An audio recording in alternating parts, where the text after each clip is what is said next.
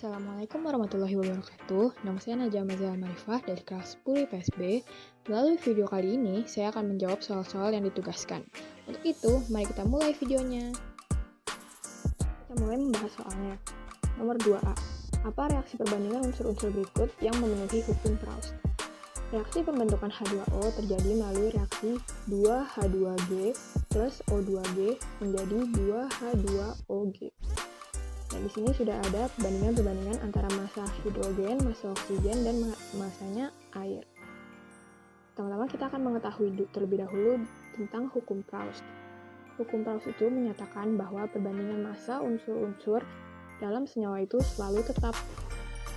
Menurut hukum Proust, perbandingan massa hidrogen dan oksigen dalam air itu 1:8, tidak bergantung pada jumlah air yang dianalisis.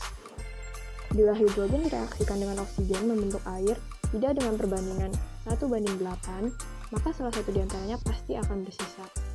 Maka dari itu, karena menurut hukum Proust, perbandingan massa hidrogen dan oksigen itu 1:8, kita tinggal mencari saja yang perbandingan massa hidrogen dan massa oksigennya 1:8.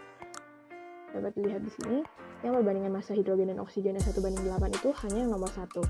Jadi jawabannya sudah pasti yang nomor 1. Kemudian kita akan beralih ke nomor 2 yang B. Dipertanyakan berapa perbandingan massa hidrogen dan massa oksigen dalam senyawa H2O.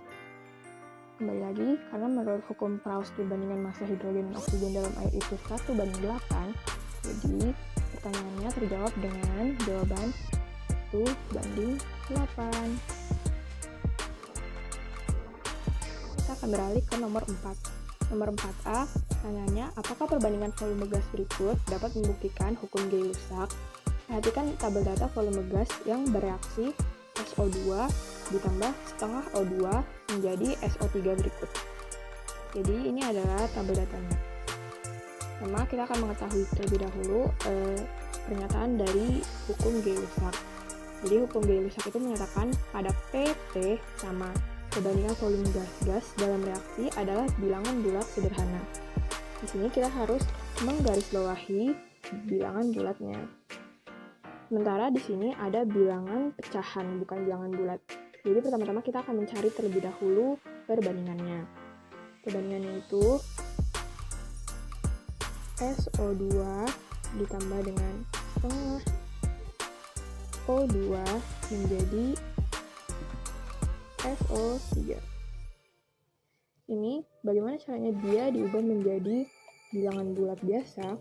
Caranya adalah dengan mengkalikan mereka semua dengan 2. Pertama kita kalikan dulu semuanya dengan 2. Jadi 2 SO2 ditambah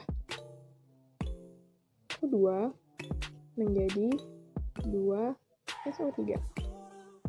Jadi kita dapat melihat perbandingannya secara jelas ya. Jadi perbandingan antara SO2 dengan O2 dan SO3 itu adalah 2:1 dibanding 2. Jadi kita udah ketemu pertama perbandingannya. Nah, karena kita sudah ketemu perbandingannya, sekarang kita tinggal lihat aja ke tabel datanya. Nah, untuk mencari mana yang benar, kita tinggal melihat dari perbandingan tersebut. Jadi di sini itu kan ada O2 terlebih dahulu, terus SO2 baru SO3. Untuk lebih gampangnya saya tulisin dulu perbandingannya ya. Jadi O2 itu 1, SO2 itu 2, dan SO3 itu 2. Begitu juga dengan yang di sebelahnya. Oleh karena itu kita harus mencari yang angka-angka ini perbandingannya itu 1:2:2. Dapat dilihat di sini dari volume oksigen yang tetap, yang perbandingannya 1:2:2 itu yang ketiga. Karena yang pertama itu perbandingannya 10:10:10 berarti 1:1:1 kan. Terus yang kedua itu 10:15:15. Tentu saja dia bukan, karena dia 1:1,5 banding 1,5. Jadi jawaban yang benarnya itu adalah yang ketiga, 10:20:20. Sekarang kita akan beralih ke volume SO2 tetap. volume SO2 tetapnya ini kita dapat melihat yang perbandingannya 1:2 itu adalah yang kedua.